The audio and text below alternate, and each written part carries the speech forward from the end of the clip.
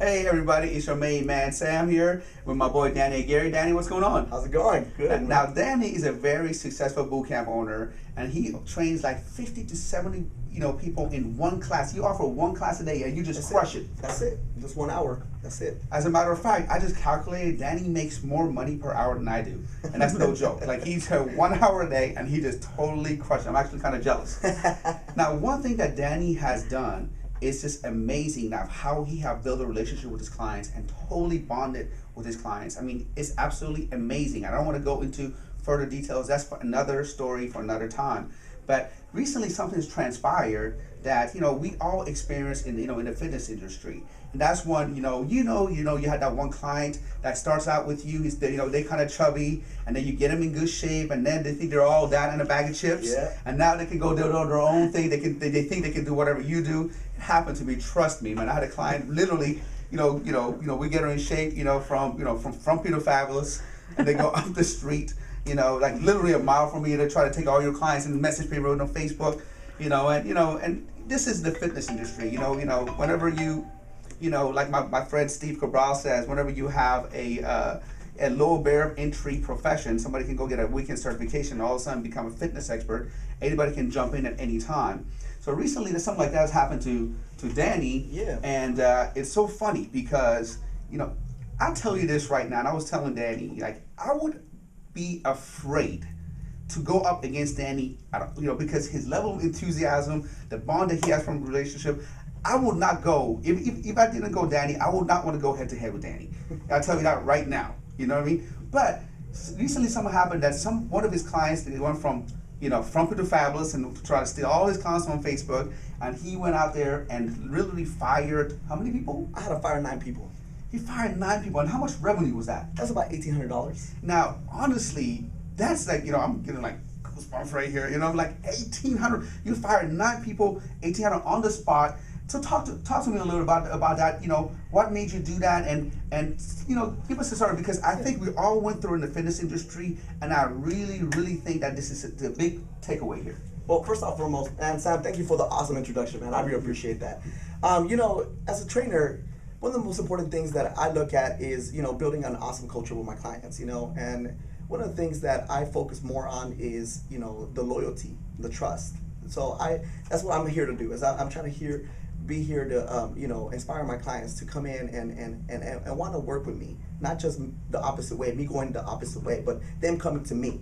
So recently I had one client that I got her into amazing shape. She went from like 31% body fat, got her down to like 15% body fat. She absolutely looked amazing. So she decided that she was going to go out and start her own boot camp. Well, she got her little entourage. It was like her and like 8 other girls that started sending like messages and emails to all my clients. So I had one of my clients come up to me and say, "Hey Danny, I heard that you're doing a boot camp at 6 o'clock at this other location." So I was like, "Really?" So I went, and I actually went to the location to try to find out more information. Well, I found out that it was her and her sister that decided to start their own boot camp. So what I did was, I got about 22 of my boot camp champs. That's why I call them boot camp champs. To let me know exactly what it is they were sending them. Well, it comes to find out that it was her and 8 other girls. So what I did, I just compiled a bunch of information. I got who was sending what they said, and I wrote all 8 of them and the girl a nice little email saying, "Hey, look, you just created competition for me. You are now my competitor." So I sent my nice little invoice canceling all their contracts. It's essential. You have to fire your people like that.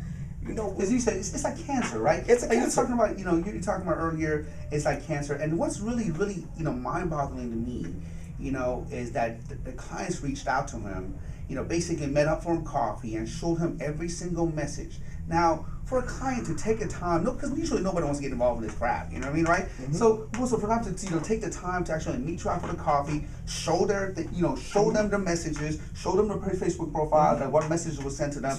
That just tells you that they love you. They really love you and they really respect you, and they don't want anybody to hurt your business and hurt because they feel like they're a part of your business and you're part of your family. And most other trainers and fitness professionals will be like, well, I don't want to lose $1,800 revenue, because and they keep the cancer there.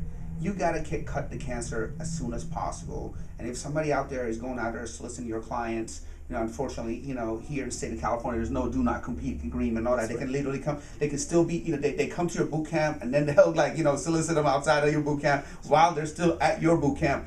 It's ridiculous. One thing that you said earlier is that, and this is something that I didn't know, is about the Facebook. Now she was a part. You have a private Facebook group. That's right. Right. Talk about like that. She was posting on your private Facebook, but you couldn't see her posts. That's right. She actually went and she, I guess she blocked me, so I couldn't see any of her posts. I guess you go to privacy settings and you actually block the person. I did not know that. So that's one of the things you guys need to look out for is when people are posting, to try to compete with your business, you got to make sure that you find out from other people what it is other people are doing. It's important. I mean, it all boils down to communication. As long as you communicate with your clients and you let them know exactly what it is you're all about, I mean, they're gonna come back to you. Now you said you fired nine. It was like $1,800 over a month in revenue. That's right. But you already made it back. I made it back and more. I mean, I'm already up $900 from what I lost. So $1,800 plus $900. I mean, the thing is, I mean, if you have people like that in your boot camp, I mean, you can tell as soon as you get rid of them, your money's gonna go up. Why? Because people are gonna be much happier showing up to your boot camp. They're gonna refer friends and family. As a matter of fact, I got like 9 other girls that just showed up, through referrals and signed up. So I mean, I made my money back plus more. So and this is within 3 weeks. So it's not like it happened over a course of a couple months. So it's about building the culture. I think the takeaway lesson from that is, one thing that I want to kind of break everything down is, one, nothing's going to be a relationship. Your bond that you have with your clients, because they feel like if somebody's hurting you, it's hurting them. That's right. So the bond that you build. Number two, is what you said, about the Facebook privacy setting. I didn't have no idea that somebody can be on your Facebook group, post on your private Facebook group, and you can't see it, and so the takeaway that I get from that is, with this day and age of social media and everything like that, anybody can really kind of reach out to your clients and try to solicit your clients and things like that. You really can't stop that, in this day of social. So what can you do?